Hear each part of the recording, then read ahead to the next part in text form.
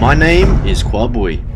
I've always wanted to know what the key to success is, so I decided to go out there and capture as many stories as I could. I will explore many different places and destinations. I will interview people from all walks of life, gather all their secrets of success. I will learn about different cultures and share with you my findings. Try all the foods and let you know the result. I'll even search for rising people who want to succeed in life. People who are on the way to success.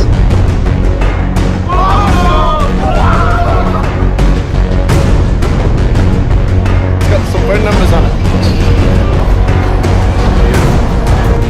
This show is about the small things that make the biggest difference in life. Have a look at the tower ratings. The things that make life interesting. Balls, so it's chicken balls, and looks like he's frying it. The things that help us. The things that we may have forgotten about. That's it, yeah? This is the Khoa Bui Show. Bo Sanchez is an author, speaker, celebrity, and entrepreneur. He has written several best-selling books, publishes a magazine known as the Kerygma, and conducts several inspirational speeches among thousands of people each year. In this episode, I interview Bo Sanchez and find out what it takes to be truly successful. We'll find out how he manages to publish so many books, speak at conferences with influence, how he found out his one true love, and his mindset behind everything he does. Welcome to the Khoa Bui Show. I am privileged and honoured to have Mr. Bo Sanchez here. According to Wikipedia, Bo Sanchez, he started preaching at the age of 13, where he wrote his first book at age 20. He's published over 11 best-selling books, and he's also the recipient of Outstanding Young Men Award. He publishes a magazine known as the Kerygma. And he leads one of the fast-growing religious communities in the Philippines and worldwide. Through this, he's founded two giant gatherings, the annual Inspirational Convention Kerygma Conference and the weekly worship gathering called The Feast. So welcome to the show, Bo. Thank you. So let's get straight into it. So how did you get started? It's a funny story. I was in a prayer group with my parents. They brought me there when I was 12 years old. Started joining the choir, like the music ministry. But then when I was 13 years old, our prayer group leader, she said, God told me that you're gonna speak too. I was 13, so she said, why don't you give a talk next Friday prayer meeting? So I gave my talk there, and it bombed. It bombed, of course. Okay. But then she said, no, I really think you should speak. So she kept on telling me to speak, and I never stopped. So you just started speaking and you tried out different things? And I would open the Bible, okay, I'll talk about this topic. And is that what motivated you to just keep going and going forward? Yeah, because after a while, some people would come up to me and say, what you said there really touched me or moved me. And I realized maybe this is what God wants me to do. I was still very young. I was 13, 14 years old. So I said, yeah, let's do it. Next up, I wanted to find out more information about his books. And you've also written lots of books and everything, right? So yes. Did you give some samples of the books? What type of books have you written? Yeah. Okay, so I was in the spiritual work for all my life until about, when I say that, exclusively spiritual work, only maybe until the age of 31 years old. And then there I made a decision to be an entrepreneur because I got married, or I wanted to get married. So, and when I got into that, I realized I did not know anything about money. So I said, how can I help people, with their problems, with their financial problems? So I said, okay, I'll dive into that, learn that, and master that, and then share that topic to other people. So since the age of 32, I broadened my work and my topics. So I still do a lot of spiritual work, but I also do now a lot of self-development, and financial work, and teaching other people, raising up entrepreneurs, so that kind of stuff. So it's been incredible. So my books, I've written about 28 books now. 28 books. And they're a broad range of topics. I think I saw the red book how my maid invested in the Yes, stock market. yeah. That's a very famous one as Yeah, well. So. People like that because it's so small, it's so thin, and it's so simple, and it's very effective. Because if I can teach my maid how to invest in the stock market, and they're still doing that, That's true.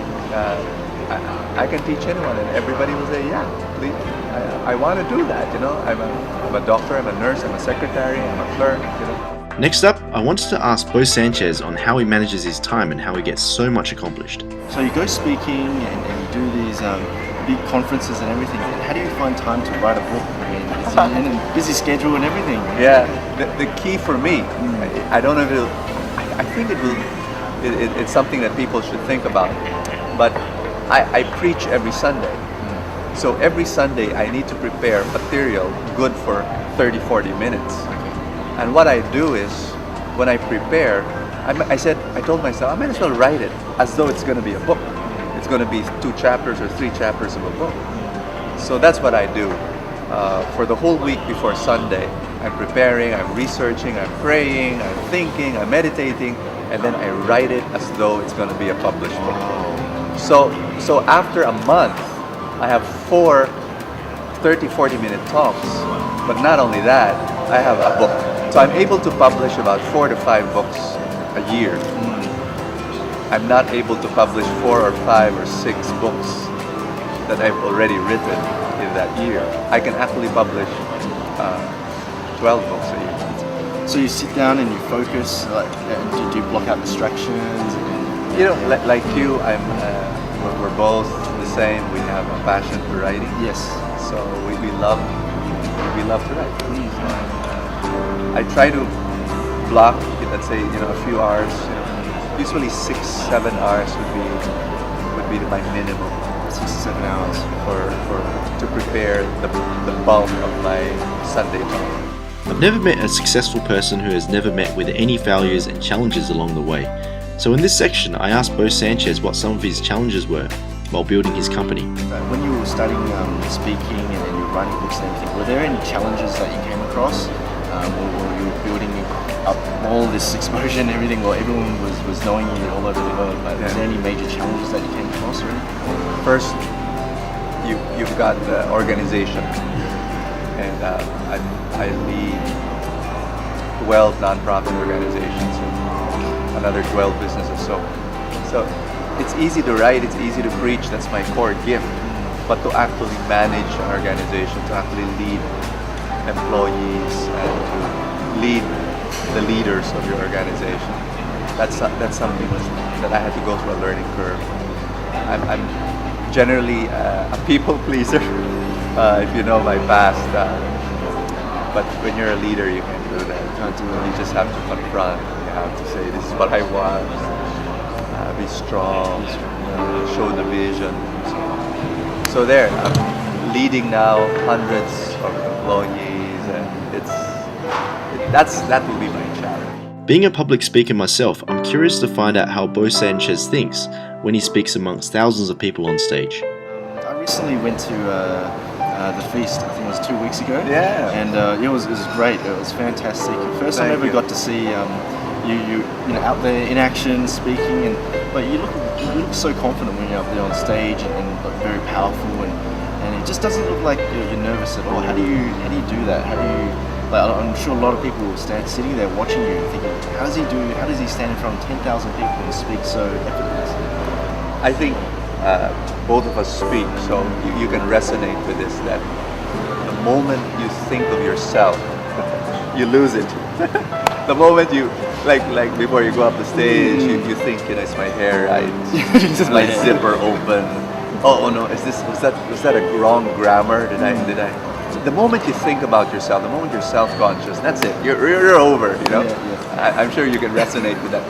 But what I do is, before I step on stage, I say a prayer and I say, this is for you and this is for them.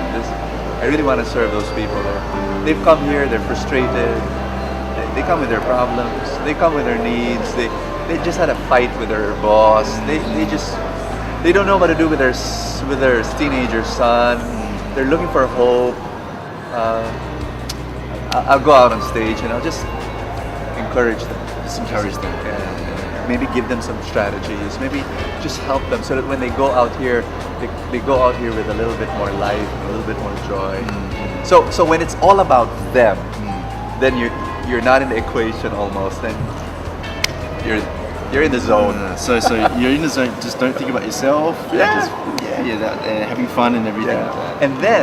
And then you realize, you almost like tell yourself, even if they will laugh at me, do a great boo-boo and they'll ridicule me, doesn't matter. I'll just, as long as I'm able to serve somebody there. I really like the talk that you did on the time vampires. It was a great story about, and I like it how you use the props and the people to help convey your message. That was really great. We have a fantastic team who supports me. They're really great. Next, we find out more about his company, Kerygma. So you've got, have you got like a media? Like, what is the Kerygma? What is the Kerygma? Is that a big?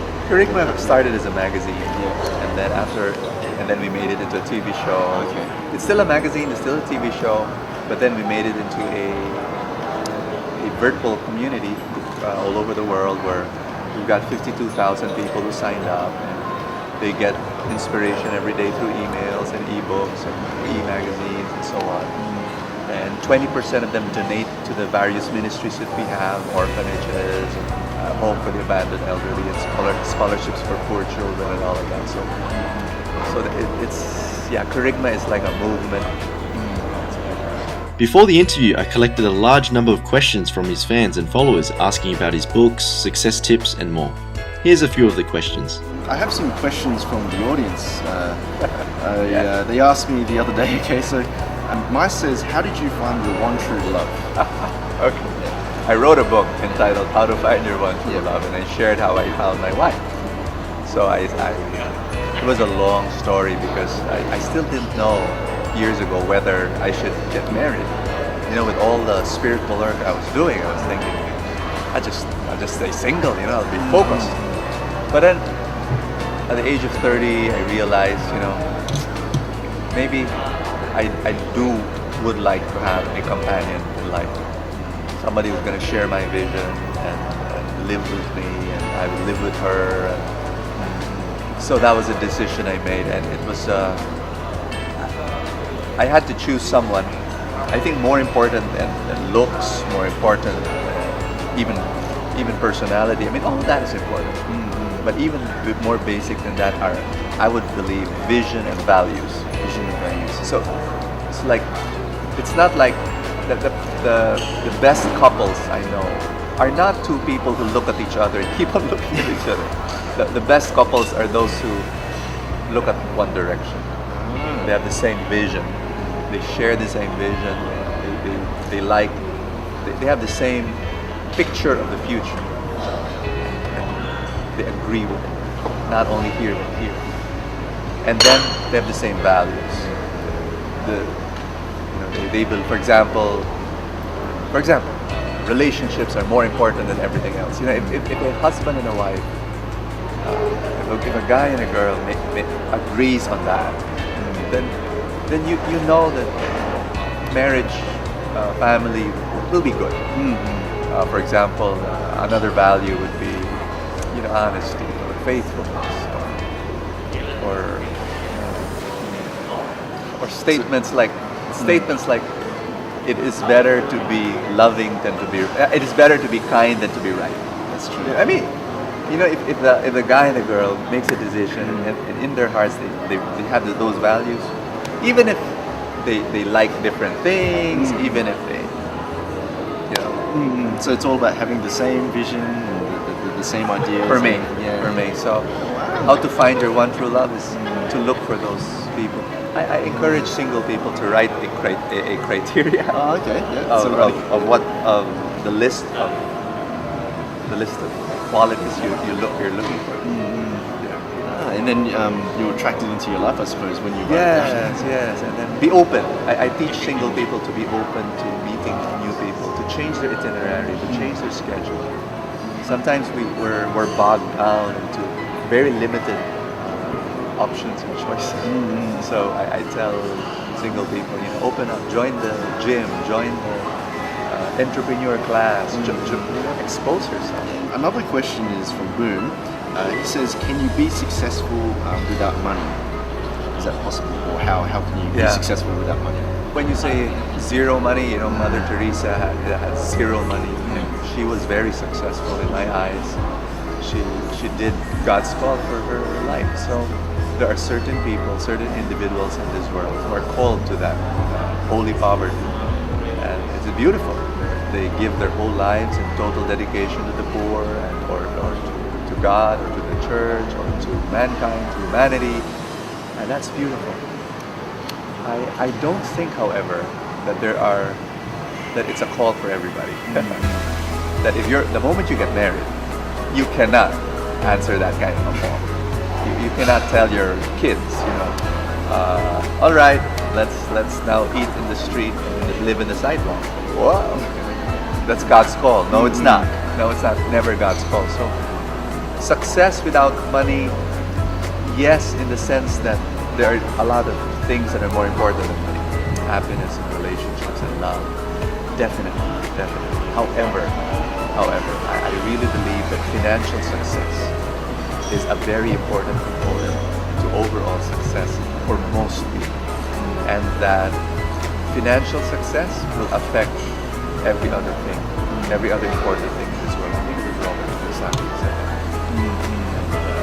I believe in it. I went through a bit of a transformation as well, where we normally think that making money it's a bad thing, but really, if you make it, you can actually help more people. Absolutely. Yeah. So, all right, I've got one last question from Margaret. She says the donuts. I'm not sure what she means about this, but she said there's a story of the donuts in your book, I guess. Yeah, it's a favorite story of mine. I was 16. I came from a prayer meeting with a friend of mine. We were walking in a shopping complex here. It's called Khoa Bui. And I said to her, I was hungry. And I said to my friend, I'm hungry. I have no money. It was just typical during that time. And she said, yeah, I'm hungry too. And I have no money too. And so here we were just laughing, saying, oh, we're hungry, we have no money, we came from a prayer meeting serving God, and God left us. Yeah, we were just joking. God abandoned us. And then what made it worse, I began to smell donuts 1 mile away. It's like, oh, nice, wonderful. Donuts. And then I had this crazy idea. I said, why don't we just go in the restaurant and just smell and just believe that God will fill up our stomach. So we were just laughing and said, yeah, let's go. So we went in, we were just having fun. We went into the store, we started smelling and laughing, and then some guy from afar was waving at me. So I asked my friend, do you know him? And she said, no, I don't know him. Just wave. And then he comes up to me and he said, hi, Bo. Hi, long time no see. And then I said, what's your name? And he said, I'm John, that's good, okay. And then he said, couldn't answer his question really. He said, what are you doing here? How could I say I was smelling, So I said, I'm taking a breather. And then I said, what are you doing here, John? And he said, me, I'm the manager of this store. Oh, you're the manager of the store. So he said, yeah, Bo, why don't you and your friend line up, get as many donuts as you want. It's on the house, So I love sharing that story because it's a good picture of our position when it comes to God's grace. Like God is the manager of the universe. And if we need something, we go to Him. And He will, grace is on the house. I really believe that. I believe every blessing, it's on the house. We don't pay for it. Even if you're not worthy, even if I'm a sinner, done bad stuff, God's love is there. It's an amazing love. He just blesses us so much, and that's my philosophy. I share that to people. There are religious leaders or preachers out there who like condemning, like making people feel guilty. My approach is different. I say God loves you. God wants to bless you. And in the process of receiving so much love and so much blessings, then you will change. It's not you change first and then you will be blessed or you will be loved. That's not how God works. That's not how God worked in my life. That's not how God worked in my friends, the people I work with. He just loves people. He just blesses people. And then you're so overwhelmed by those blessings. You would want to change. You feel that I want to be blessed even more, you know? So help me to change. Be more kind, be more loving. There. Thank you very much for the interview, Bo. Thank you. As we go through life, we can never really know what will happen to us, the problems that will occur, and the success that's in store for us. One thing that stuck with me during the interview was the following quote: "Grace is on the house." Let's all remember to be grateful for what we have, the lessons that we learn, and the people we meet. By being grateful for what we have, we remain happy no matter what happens to us in life. This is the Khoa Bui Show.